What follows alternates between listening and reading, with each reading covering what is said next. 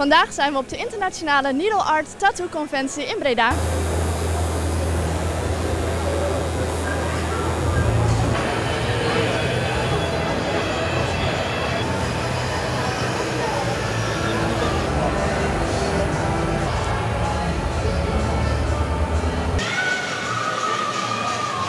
My name is Darby, tuhaka.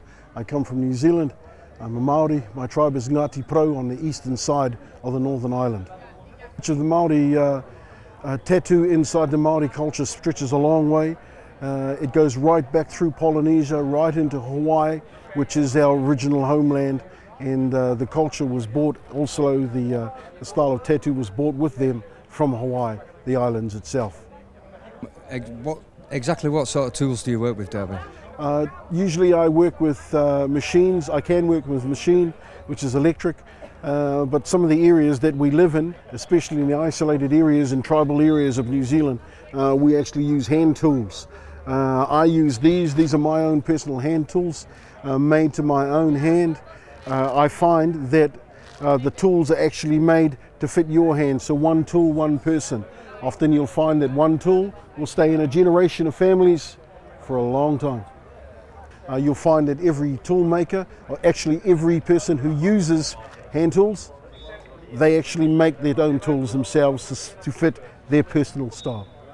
The roots of the designs, where they came from, there's two stories. One story says that actually in an event that happened in our tribal area, a man, a chief, swam to the underworld, which was underneath the sea, and retrieved carving, which is you're using beitels and hout to carve out patterns on wood.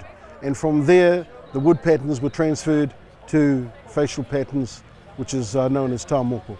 And now, in the modern time, we have new patterns that aren't used on the face, but are used on the body. What sort of ink did they use a long time in the beginning time of tattoo? Traditionally, the type of ink that they used in the olden time was made up of variation of things. Some stories go, obviously you would have heard about them using dog feces in the process to make ink. Some people say that's true, other people say that's not true. Depends on which part of Polynesia you're in, obviously. But the art of making ink has been around a long time, and they make ink from a bug that is found in the forest in New Zealand, which is dried out, then burnt, and from the ashes of that, it's turned into a palatable paste. Okay, you have these patterns here. This here, we call this is obviously one of the first patterns that you see amongst Māori art. I call it a mangopare. It comes in various shapes and forms. It's actually a hammerhead shark. A hammerhead shark, the mangopare, what it does is actually has the ability to survive when everything else dies. In New Zealand, we have a proverb that goes to better to fight like a hammerhead shark and die fighting than to die like an octopus who the moment it is cornered gives up. So this part here relates to the ability for the individual or the wearer to be able to survive when everybody else dies and passes. That's one pattern there. That's called a mangopare. We call this here te rātu tonu. You'll see a lot of these on the lines of people that there, te rātu tonu.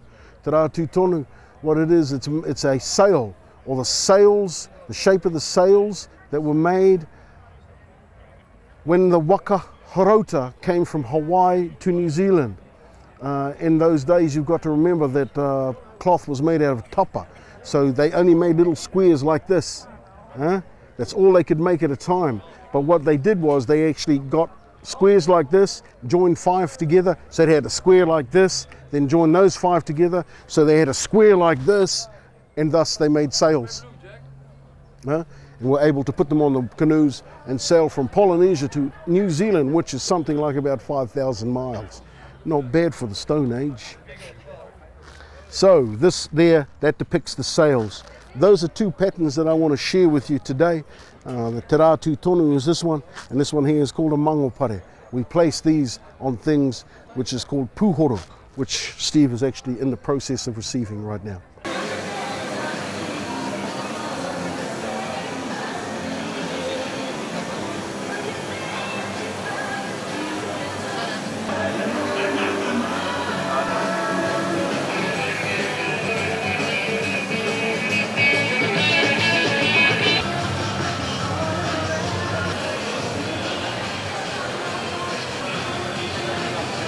grey large. We gaan nu naar de laatste categorie voor dit moment. We hebben vanavond nog Best of Day Color en Best of Day Black and Grey. We gaan nu, krijgen we nu Best Realistic. Kijk, komt het.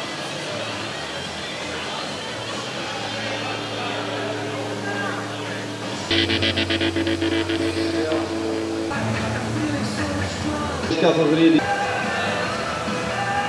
Om gelijk met te beginnen, nummer 100.